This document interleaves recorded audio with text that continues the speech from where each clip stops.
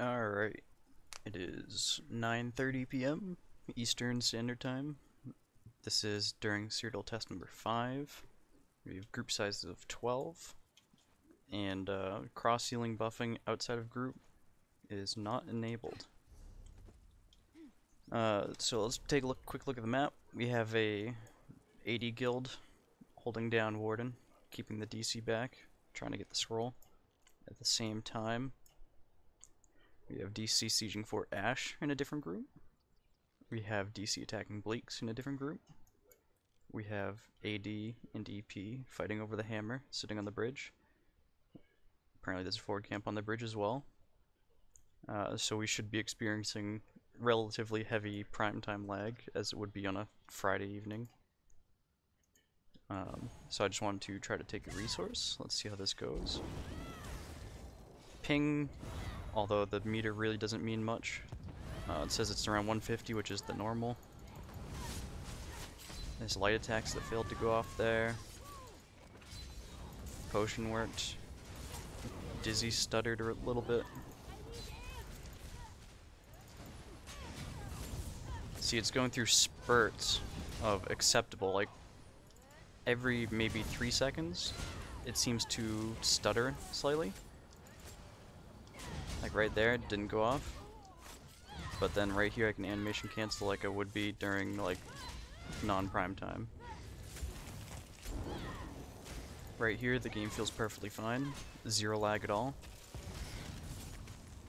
And it appears we have guess. Let's see how many. A decent amount. I can still animation cancel perfectly fine.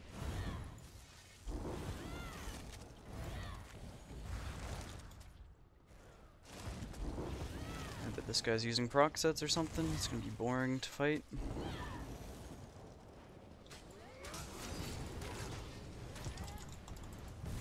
Alright. I couldn't hit Dizzy Swing there. That guy's kinda weak though.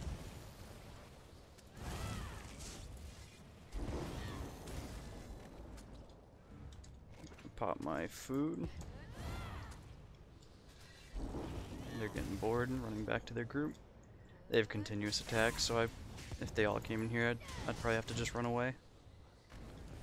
But definitely easy to see right here, even with all this happening on during the map. One, this test definitely made some groups split up and go do their own things, as you can see by the map being spread out. It's not perfect because you'll still see ball groups. That's just how siege meta works. Especially since resources aren't really worth much. Like that group we just saw is going to take this resource and then go right to the front door. You know. And then they're going to have 30 people go through the front door. There's nothing changing that. But gameplay wise, like raw actual fighting, this test limiting, or I guess this would be like a soft cap on how many calculations a group can do to the server. And those are lingering calculations, since it mainly shuts down dots and hots, or mainly hots on groups, and you know, buffs are also overtime effects.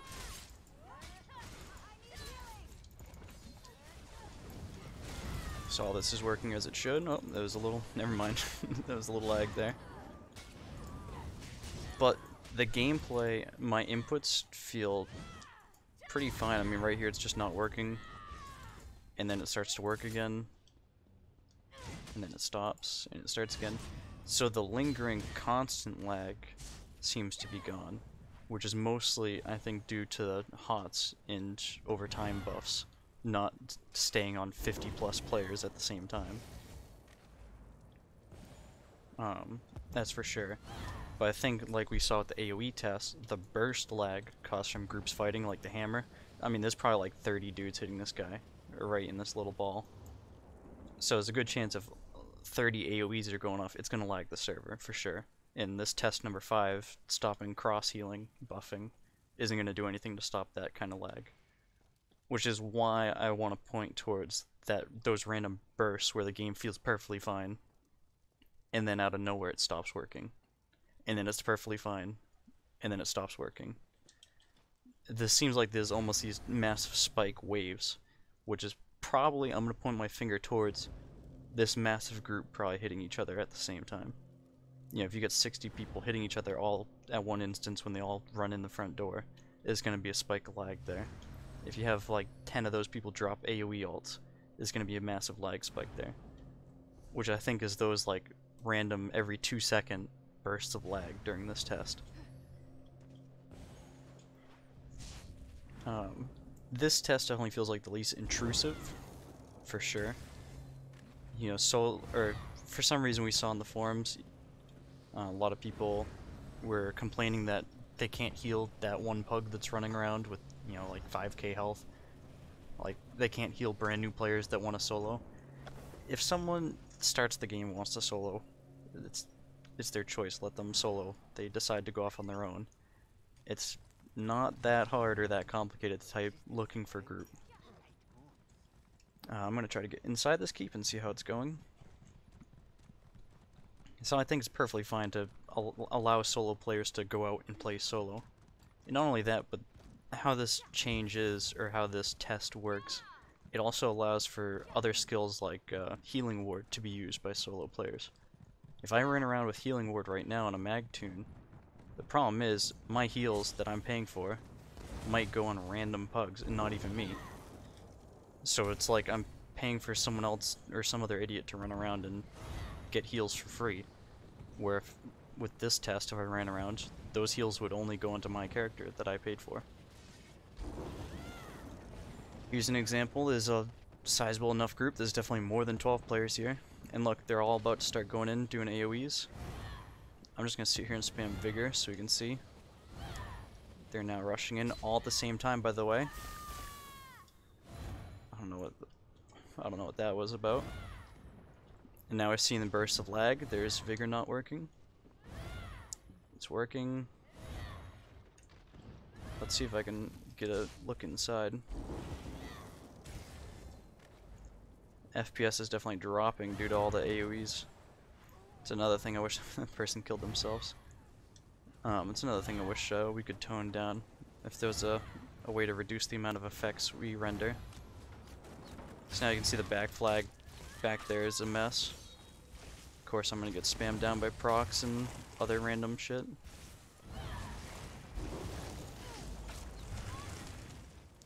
I don't know why this has to be a thing. Look how many random debuffs. Like, these guys are just light attacking me and spamming AoEs, and look how much stuff they put on me.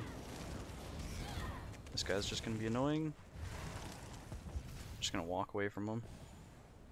And looks like DC won. So even though this test hinders large groups slightly, it just reduces their effectiveness slightly and soft caps how much they can do. They're still easily gonna beat a less number of players. So it's by no means ruining group play. Those people did perfectly fine what they would do without the tests going on. Why does this person exist?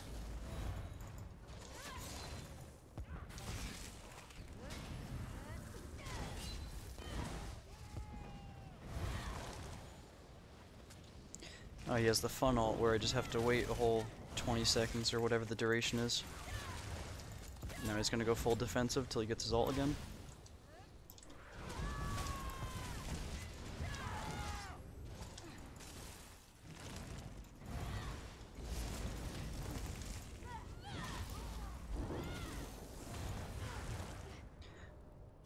I mean, it's definitely lagging, but again, it's in bursts. Like, I can still animation cancel. On live, I wouldn't be able to animation cancel in these, like, small bursts. I bet that Magden's gonna have his ult again. I mean, I don't feel any threat from these guys, but it's mostly his procs that's doing half my health. Still got that guy, reverse slice roll cancel. So I can still do advanced animation cancels, like, fairly simple. I mean, this guy's literally just, he's useless, but has all these AoEs and debuffs from proc sets that is allowing him to actually be effective.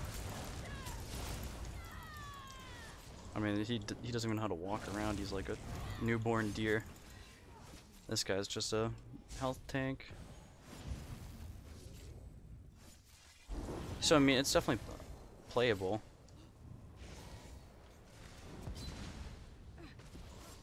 This guy's literally on. I think he's on a PvE tank. That's something else. But it's definitely like playable. It's not what I'd hope. I'd hope the game would just work entirely. But definitely on a healing aspect, so there's like the attack and defense aspect. On the defense aspect, this is probably the least intrusive and best resulting test I think we could have. I don't know, I guess this guy just is immune to Dawnbreakers hitting him or something. But defensive-wise, this is probably the best case where it doesn't really hinder combat at all, or the combat dynamics of people actually fighting. People still fight pretty much the same, you know, they're just grouped in smaller groups. Maybe it spreads people out a little bit better, which is, again, a good thing. Attacking-wise, you're still gonna have people just spamming AoEs during this test, which is where I think these bursts come from, as I've said like 20 times. So what I think for the AoE test, we could do, or we could see the ramping AoE cost happen, and that would probably be fine for the health of the game. I'd rather see just the general meta of the game swapped. One thing I always point back to when people ask me is how Dizzy Swing has changed over the years. This used to be a simple one hit, one stun ability. It had a skill aspect with the aim checks, which by the way are still on the Wrecking Blow morph. If you choose Wrecking Blow, you still have to aim at the enemy, compared to Dizzy, where, let me go hit a mob. So if I hit Dizzy and turn around, well, it still goes off even if I'm pointing the other way. Where Wrecking Blow, it actually won't. But look at an ability like Dizzy Swing. It used to be such a simple ability. It was just one hit, a stun. It took a long time to swing, so you couldn't use, or you couldn't do so many hits over and over and over. And there's no other random additional effects tied to it. Now every time you hit, you have this whole off-balance mechanic that's seemingly random and like poor by design. Because it also affects, it goes into CP, it goes into not only your CP, but ally CP's hitting them. You know, it checks to see if they're stunned. Like it goes through so many random checks. The snare is literally random and useless. No one's gonna really go for kills just by spamming Dizzy. So there's no point in having a snare on ability if you're never actually gonna be hitting. Why is it even checking to put those snares on? The reason why people had trouble hitting Dizzies was solely because forward momentum is now only 4 seconds. It used to be a full 8 seconds, which allows for full buffs to happen. If it was 8 seconds, you could be on sword and board back bar to initiate your combo, right? A normal Dizzy combo way back in the day, or like this around Clockwork City, you'd go in for light ransack, and back then you'd have infused weapon damage sword and board, but now I just run like double dot poisons or double dot lingerings. But you'd go in for your debuff with ransack, swap over, and then you'd go into your long cast Dizzy Swing, heavy Dawnbreaker, and that'd be like your alt rotation. Nowadays, like, Dizzy's such low damage, there's no point in sitting here and just going like this on enemies. Like, there's no point in just parsing with only Dizzy Swing. Like, rarely are people ever going to do that or use the skill for that type of playstyle. It's always been the debuff and going for that large swinging hit. But now it's just like, there's so many other random calculations that are being thrown on this ability. Like, I don't know, it's so sad to see an old playstyle die and just, it's not even close to what it used to be. And not only that, but it's just so many other random effects that are going on that you have little control of. If I'm activating Dizzy Swing, how come I'm not the one making use of that stun? Why is it that some random ally can heavy attack an enemy and make use of my ability stun?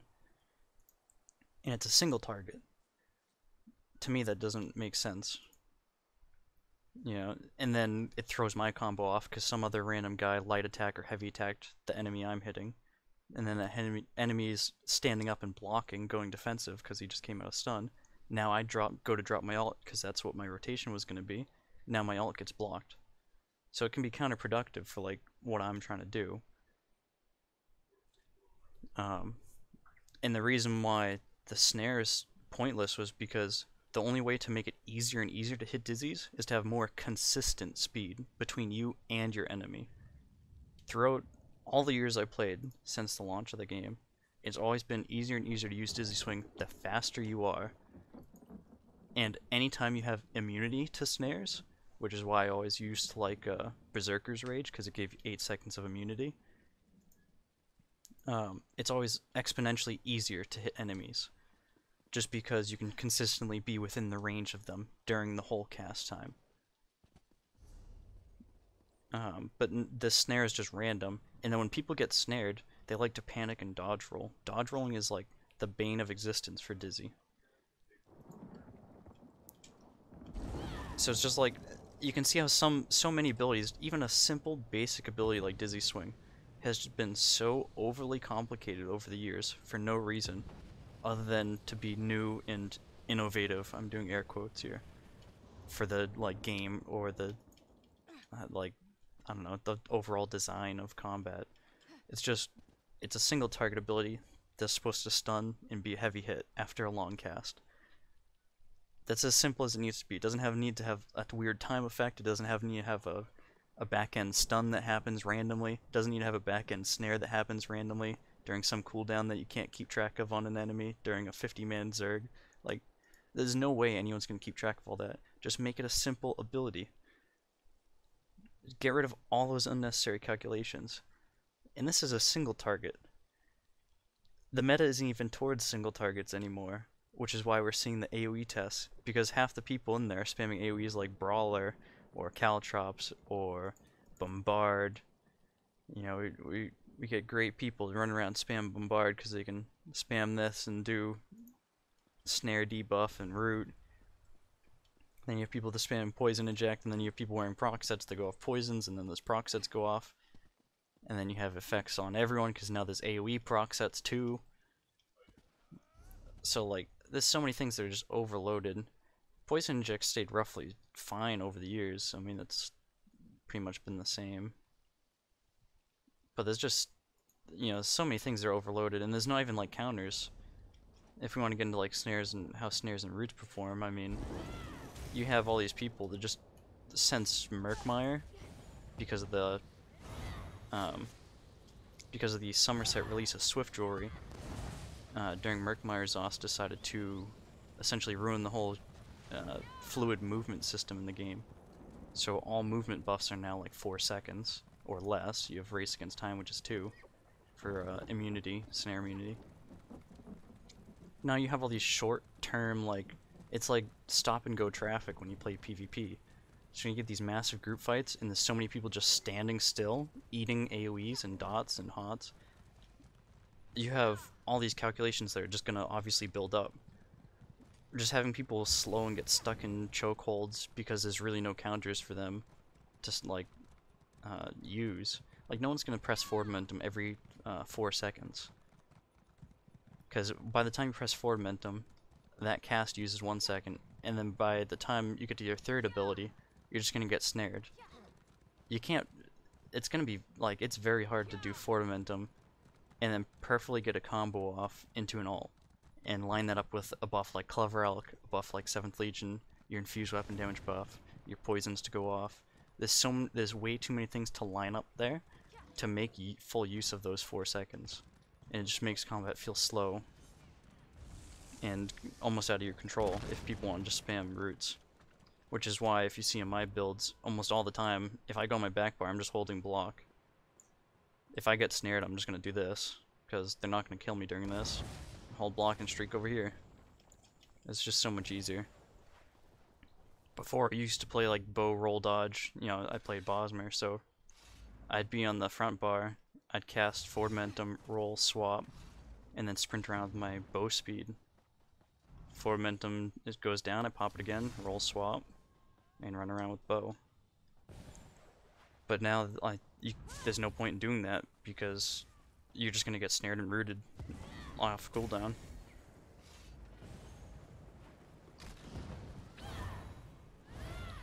I mean, for the most part, I definitely like this test number 5. And it's even good because it opens doors for the solo and small man groups to compete. You know, if, say I want to kill, I don't know, one of those guys, there's probably a ball of people there that's not rendering. There's Balzerg somewhere around here. They're probably inside. But say there's a group of like 20 or 30 people running around, and I have a group of 4. It's going to be very hard for one of us, group of 4. For one, we'd have to time for us to all go on the offensive at the same time, which I mean coordination is part of group play. But even for, say if one of us goes on the offensive and tries to like get a kill or get a pick on one of their healers or something, if they're stacking 20 people and all those heals are going across those people, it's going to be very hard to tear through one person and burst them down when the meta is sitting at 35k health and those people are stacking 20 rapid regens on someone. It's just like near impossible. I mean, that dude's sitting at like 20k health recovery essentially. It's like, you're not going to tear through someone like that.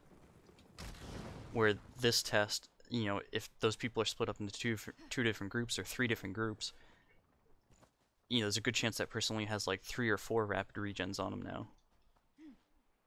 You know, it's beyond less that I'd have to go through. I mean, you can see people like that guy right there. He's literally just standing in that group, jumping around, spamming rapid regen on everyone. He's not really even contributing to the fight other than just that. Oh, we got a duelist over here. And here's the AoEs. I already have Defile on me.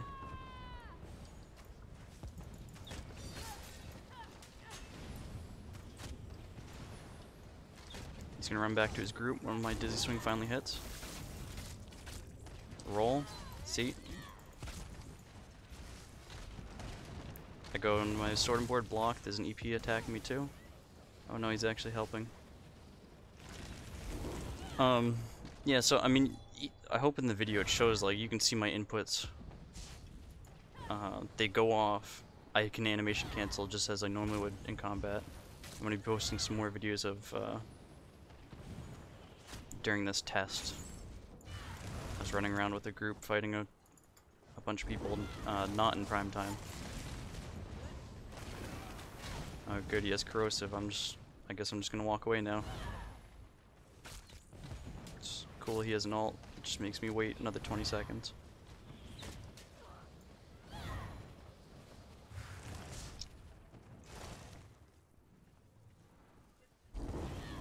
And I want to say the abilities not going off, why people complain about that. What it feels like is ESO has like a buffering system when I input an ability. And it feels like during lag, it messes up and doesn't keep track of those buffers. So if I don't input slow enough,